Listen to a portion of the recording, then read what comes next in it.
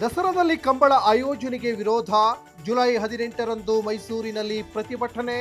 ಇತ್ತ ಕಂಬಳಕ್ಕಾಗಿ ಮರ ಕಡಿದವರ ವಿರುದ್ಧ ಅರಣ್ಯ ಇಲಾಖೆ ಎಫ್ಐಆರ್.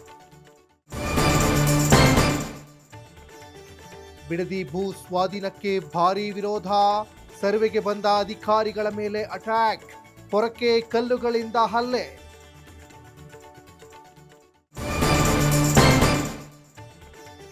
ಖಾಕಿ ಭದ್ರತೆಯಲ್ಲಿ ತೆರಳಿದ ಅಧಿಕಾರಿಗಳು, ಕೆಲ ರೈತರನ್ನ ವಶಕ್ಕೆ ಪಡೆದ ಪೊಲೀಸರು. ಮಂಡಲಹಳ್ಳಿ ಗ್ರಾಮದಲ್ಲಿ ಬಿಗುವಿನ ವಾತಾವರಣ.